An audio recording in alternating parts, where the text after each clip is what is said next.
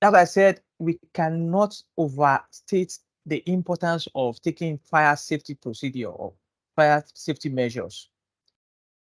So it can never be overstated at any point in time in our life.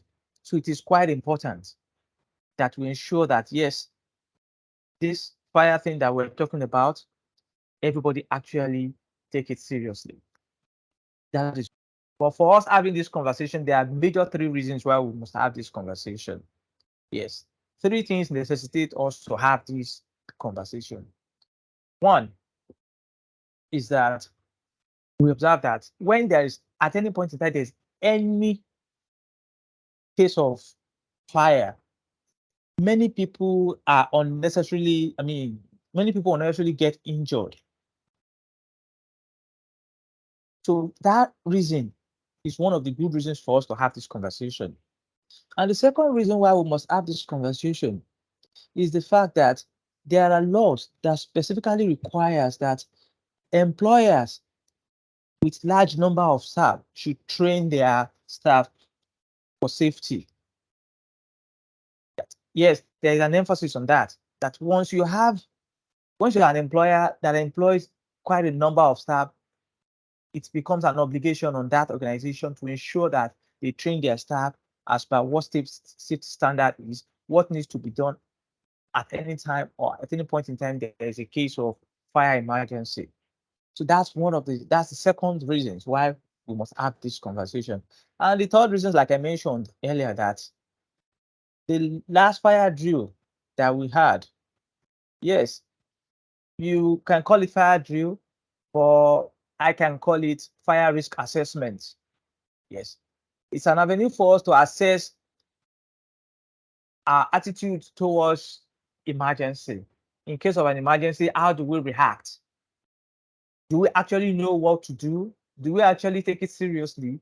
What and what time does it? Are we expected to complete or to achieve a complete evacuation of a building?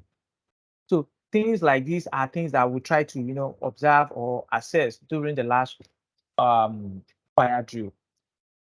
And we all know, I think, at the end of the drill that day, we also whether the fire drill, whether the session, whether we actually succeeded in having a successful drill or we actually failed that drill. So these are the three reasons why we must have this conversation. So it is important that we all understand that yes, fire our safety is very, very important, both at work and at home. But for us to be safe both at work and at home, there must be some habits that we need to form that will guarantee that yes, to a larger extent, we have at least taken to the large number of the safety measure that we're expected to actually take into consideration when it comes to emergency. So this will take us to the step by step to safety, where we'll be talking about what is expected of us. What whenever an alarm goes off, what are we expected to do? I've asked this question severally from people. Maybe at one time or the other, I asked the question regarding this. Maybe at any point in time we have induction. I do have the newly recruited staff that okay, in the case of an emergency, what would be their response? What would they do? And I've heard some saying that yes, ah, I'll pack my laptop and run. I'll pick my bag and flee. I can't afford to leave my mug behind.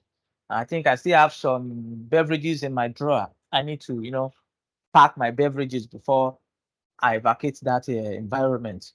So a lot of responses, though funny, but they're actually telling us what they feel. But how do we see this?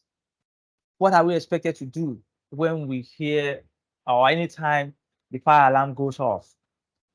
What are the things expected of us as a staff of Oak Pension? Are we expected to maybe at that time when the alarm goes off, MD asks us to send a mail or ask us for something that we need to send to him? So, but when alarm goes off, are we still allowed to, go ahead and send that mail? Or if maybe there's a food that we are eating and we're actually hungry at that point in time. So are we expected to just sit back and quickly, finish off the food? especially when you know that you have some big rats in there that will have come behind and eat your food while you're away. So are we allowed to do this? So these are things we will be discussing.